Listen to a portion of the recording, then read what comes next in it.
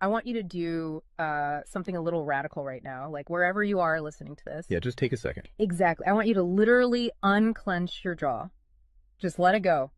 Drop your shoulders. Most of us don't even realize we're tensing up, you know? Right. And look, I don't care if you just finished, a grueling 12-hour shift on the hospital ward, or if you just stepped off a loud, dusty job site. Or even if you're just mentally exhausted from staring at screens all day long. Leave it at the door. It's over. You are officially entering quiet mode. So just take a deep breath. That's the baseline we need for this. It really is. And now I want you to look at the phone sitting next to you, or maybe the smartwatch on your wrist. Every single time that screen lights up, every time it buzzes, it steals exactly 23 minutes of your life. Welcome to the deep dive. It really is a staggering number to confront when you put it like that. 23 minutes Yeah. from one buzz. Yeah, because we tend to measure interruptions in like the seconds it takes to glance at a screen, right? Whoa! We completely ignore the massive cognitive debt we incur the moment we look away from our deep work. And that cognitive debt, that is exactly the central target of our mission today. Okay, let's unpack this. We are exploring The Sovereign Architect's Guide by Chillstar 08. Specifically, episode 6, which is titled Deep Work Dynamo, How to Finish Your Week in 4 Hours. Right. And if you remember, in our last deep dive, we talked about installing drawing those boundaries and reclaiming your personal space. But clearing the space is just step one. It actually reveals a much deeper, much more intimidating problem. Yeah, the void. What are we actually supposed to be building in that silence we just fought for? Because if we don't have a blueprint, the noise of the world is just going to rush right back in to fill it. Oh, for sure. We have this natural horror of a vacuum. The second our schedule opens up even slightly, our instinct is to pack it with activity. We just have to be doing something constantly. Exactly. We are culturally conditioned to equate motion with progress. Yeah. But Chillstar 08 introduces a really brilliant distinction here. She talks about the trap of idling. I love this concept so much.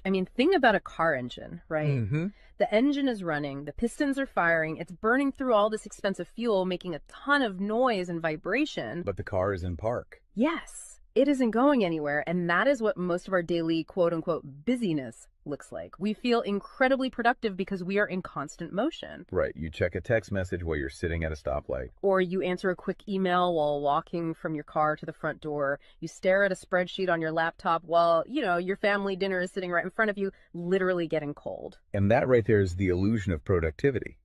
You end your day feeling physically and mentally depleted because you were constantly doing something. So you didn't actually do anything that matters. Exactly. If you step back and evaluate your legacy, Mm-hmm. the deep, meaningful work, the art, the business strategy, the relationships. Right, the relationships that actually move your life forward.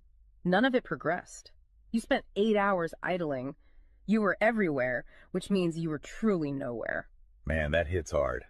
And this brings us back to that terrifying 23-minute statistic from the research she cites. I don't want to just gloss over this. No, we definitely shouldn't. Because understanding the mechanism behind it is crucial. Why does a 5-second distraction cost us almost half an hour? It basically comes down to how our prefrontal cortex manages working memory. Your brain is not a computer processor that can just run multiple applications in parallel. Right. We can't actually multitask. Exactly. When you are doing deep work, say writing a complex proposal, your brain loads this massive fragile web of context into your working memory. Like holding all the pieces of a puzzle in your hands at once. Yes. You are holding multiple variables, ideas, tones all at once. So when your phone buzzes and you glance at a text from your partner asking about groceries, your brain is forced to execute a context switch. So it has to dump all the proposal data just to load the grocery data. It literally flushes the working memory buffer, yeah. It has to process the new rules and the emotions associated with that text message. Wow. And then when you turn back to the proposal, you cannot just pick up where you left off. Your brain has to laboriously rebuild that entire web of context from scratch. Oh, I hate that feeling. Were you just staring at the screen like, what was I even saying? Right. It has to retrieve the thread of your argument. Remember the tone you were using, recall the variables.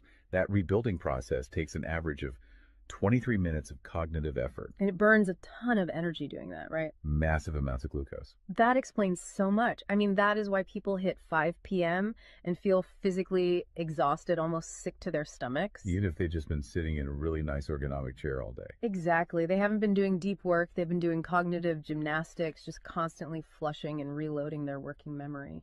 They are burning fuel just to stay in park. So, okay, let me bring in what I like to call the transformer concept here. Because our focus is like an electrical grid. If you have, 50 browser tabs open, you are leaking energy as raw, unusable heat rather than concentrated light. That's a great way to look at it. So if we are all acting like our focus is this cheap renewable resource, how do we stop being what Chillstar '08 calls a subject to the pings of the world? I mean, how do we actually become the architect of our attention? Well, what's fascinating here is how she frames the philosophical shift we need. She says utility does not equal value. Oh, say that again. Utility does not equal value. Right. In the modern workforce, we have been completely conditioned to believe that being constantly available makes us valuable. Like if you answer a Slack message in 3 seconds, you're the hero. Exactly. You are praised as a good worker. Or if you jump on a Zoom call with like 5 minutes notice, you're a team player. But that is just utility. I mean, being highly available makes you a commodity. You're like a human router just passing information back and forth. And routers are easily replaced. True sovereignty, true value comes from being impactful. You simply cannot make a deep, lasting impact if your attention is constantly fractured by the agendas of other people. Yeah, when you operate like that human router, you are spending your finite, precious Mondays executing someone else's script. You're a subject to the pings of the world. Okay, so we know the biology of why this destroys our focus, and we understand the philosophical trap of, trying to be too available, but how do we actually fix the mechanics of our workday? We have to build the deep work dynamo. Right. So think of your attention like water pressure. If you poke 50 tiny holes in a garden hose, open browser tabs, email notifications, group chats. The water just trickles at the end. Exactly. You cannot wash a car with a trickle. You're just making the driveway wet. That's true. So the Dynamo Audit she lays out, it's about putting a high pressure nozzle on that hose. It narrows the opening to create a stream powerful enough to actually blast through the dirt. And the first step in that audit is auditing the physical environment itself. She calls it analyzing your signal-to-noise ratio. Okay, so visualize your workspace right now. She asks you to determine if it is a sanctuary or a transit hub. Let's be honest. Most of us are operating in transit hubs. A transit hub is a place of constant arrival and departure. People walking by, announcements over the loudspeaker, just a blur of motion. Yeah, and you can't build a legacy in a train station. But we need to push past the basic phones are distracting advice, right? Because our listeners already know that. Oh, absolutely. Chillstar '08's rule is much more brutal than that. She says if the phone is even sitting on your desk, even face down, it is acting as a parasite on your cognitive grid. A parasite, just by being in the room. The research supports this entirely, by the way. The mere presence of a smartphone in your visual field, even if it is completely powered off, measurably reduces your cognitive capacity. Because your brain is having to actively expend energy to ignore it, right? Exactly. It is running a background process that just keeps saying, don't check the phone, don't check the phone. That is energy being actively stolen from your primary task. So sovereignty literally begins the moment you physically remove the device from the room, put it in a drawer down the hall. Close the door. Make the physical environment quiet. But okay, let's say you've done that. That doesn't stop your own brain from creating internal noise, right? Like trying to juggle 5 projects at once. How do we fix the internal wiring? That brings us to the second pillar of the audit, which is the batch wiring rule. This directly addresses the danger of switching fatigue, which we touched on with that 23-minute penalty. Right, the cognitive glucose burn. Yeah. When we attempt to multitask, like writing a creative brief, then pausing to check inventory levels, then answering 3 customer service emails. And then trying to go back to the brief. Right. We are grinding our mental gears to dust. We are switching between entirely different cognitive states. Because creative writing uses a completely different part of the brain than calculating inventory, obviously. They require entirely different operating frequencies. So the batch wiring rule dictates that you must group similar tasks together based on their cognitive load. Okay. And you do not switch the current until that specific type of work is completely done. You do all your deep analytical thinking in one high voltage burst. And then you save all your reactive administrative stuff for a separate lower voltage block later in the day. Precisely. It's all about staying in one gear. Like if you are driving up a really steep hill, you don't constantly shift between first gear and fifth gear. You lock into the gear that provides the right torque and you just ride it out. That's a perfect analogy. But okay, here's where it gets really interesting. This leads to the third pillar of the audit, and this is where I actually need to seriously push back on the source material a bit. She calls this the zero access window. Ah, yes. This is usually where the resistance starts for people.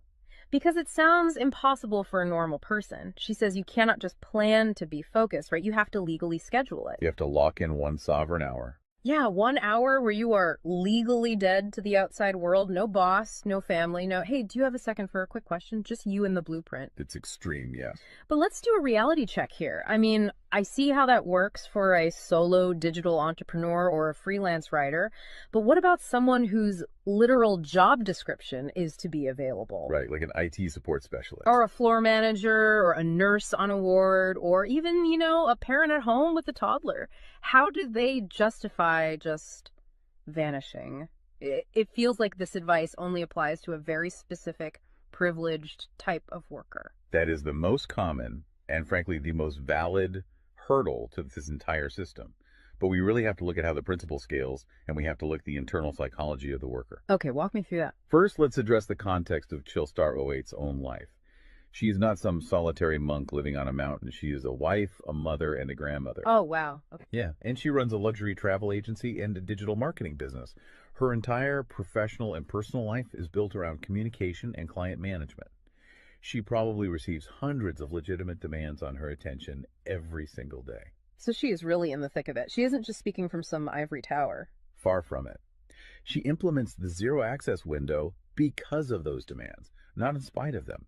Now, for the IT manager or the nurse, obviously, you cannot vanish while on active duty if your role is acute response. Right. You can't ignore a burning server or a patient monitor. Exactly. But the principle applies to the deep work surrounding the active duty, the scheduling, the charting, the strategic planning. Even in highly reactive jobs, there is legacy work that gets pushed to the margins. That makes sense. And the challenge isn't just logistical, it is deeply psychological. It's the internal guilt, isn't it? Yes, exactly. People feel like bad employees or bad parents or bad partners when they set a hard boundary. Yeah. We tie our entire self-worth to our responsiveness. We think, if I am not instantly available, I am failing them. Man, that is so true. We feel guilty for taking an hour to ourselves. But setting a zero access window is not about neglecting your family or your team. It is about condensing your high level work into massive, high impact bursts of energy so that you can actually be present later. Wow. Okay. Consider the alternative.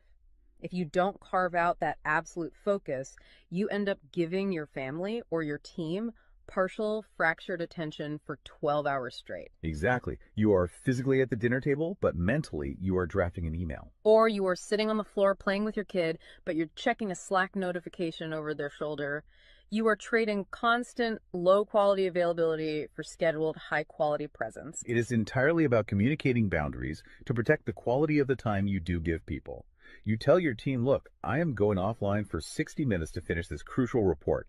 If the servers literally catch fire, call this specific emergency number. Otherwise, I will address all questions at 11:00 a.m. Right. You aren't vanishing to hide. You are vanishing to get the work done efficiently so you can actually live your life. Which brings us to the ultimate why behind this entire system. Because once you fight through that guilt, once you build this 4-hour fortress, you have to know what it is all for. It's not just about becoming a hyper-efficient robot. No, because if you use these tools just to do more of your boss's busy work or to take on 3 more stressful projects, you have entirely missed the point. You are just speeding up the treadmill. If we connect this to the bigger picture, the destination we are driving toward is a concept she calls passive magnetism. Okay, break down passive magnetism for us, because it sounds a bit abstract. Think of it as the gravity your work generates when it is undeniably good. Most people operate with active desperation. They are loudly networking, constantly posting, aggressively chasing clients or promotions. Just relying on sheer volume to get noticed. Right. Passive magnetism is the exact opposite. It is the ability to attract results, clients, wealth, legacy, or respect through the undeniable quality of your deep work. Because you actually took the time to build something substantial rather than just talking about building it. Yes, when you engage the deep work dynamo, you produce work so concentrated and so valuable that it acts as a magnet. You don't have to chase the market comes to you. And the ultimate prize of achieving that passive magnetism isn't just more work. The prize is time. Time is the ultimate currency. The dream of the sovereign architect is to finish an entire week's worth of business output in just 4 hours. You do this high voltage work often while the rest of the world is literally still hitting the snooze button. You free up the remaining hours so you can go be a traveler, so you can be a creator. So you can be a fully engaged grandparent like Chillstar 08. Exactly. She frames it beautifully in the source text. She says, we wire for silent so we can live in volume. Oh, I love that. We embrace the discipline of the quiet fortress so that our actual lives can be loud, vibrant, and fully experienced. We are finally taking control of the dial. But, making that shift from a frantic, reactive employee to a calm, sovereign creator requires a massive shift in identity. You have to tune your mind before you sit down to do the work. It is really difficult to just sit down at a desk and instantly command your brain to perform deep work, right? Especially if you've spent the last hour navigating traffic and listening to the news. You need a transition ritual to cross that threshold. And Chillstar 08 provides something for this transition called the Chillstar's Creed. It is designed to be a grounding frequency. It really centers you. Yeah, so I want you, the listener, to use this. I want you to imagine a slow, steady heartbeat in the background. Just a deep, resonant 528 hertz frequency. Just let the frequency of these words settle into your mind before you initiate your deep work. Ready? Take it in. I am grounded in peace. I am reaching for my stars. My light is my own. I am a star and I will shine bright. I will reach for the sky. I release what was. I embrace what is becoming. Using a creed like that is just such a powerful behavioral trigger. It really shifts your state. When you speak those words, even just internally, you are consciously reminding yourself that your light, your focus, your energy is your own. It does not belong to your inbox. This does not belong to the algorithm. Right. You are releasing the frantic energy of the morning and embracing the sovereign focus of the architect. So we always want to translate this high-level theory into ground-level reality for you. We don't want you to just listen to this and go right back to idling. Definitely not. Here's your 1% install. This is your micro-win to take action on this deep dive immediately. Tomorrow morning, before the world starts demanding your attention, before you check a single news site or open your email, I want you to set a timer for exactly 60 minutes. Put your phone in another room entirely. Yes, physical distance. Do not open any extra browser tabs. Pick one legacy task, just one, and flip the switch on your very first sovereign hour. And be prepared for it to feel incredibly uncomfortable at first. Your brain will crave the dopamine hit of a notification. Oh, you will feel an almost physical itch to check your messages. But if you can sit in that silence, if you can endure that initial friction, you will watch the dynamo start to spin. You will enter that flow state, and the old blueprints of hustling and grinding will be completely burned away. And look, if you want the actual templates to automate this piece, the specific tools and step-by-step guides to build the system out completely and protect your location-independent freedom, you can join the Sovereign Fortress on the Chillstar 08 school community. All the blueprints are there waiting for you. They really are. As we wrap up this deep dive, I want to leave you with one final thought to explore on your own. We have spent this entire session talking about the mechanics of work. We've talked about condensing your week's output into just 4 hours of pure, undistracted focus. But if you actually achieve that, you're going to be faced with a beautiful, kind of terrifying question. What's that? Who are you going to become in the remaining 164 hours of your week? What if your true legacy has absolutely nothing to do with what you produce while you are busy, but entirely to do with who you are when you are finally completely silent? Wow. Unclench that jaw. Drop those shoulders. Step into the quiet. Go be great and flip the switch. We'll see you on the next deep dive.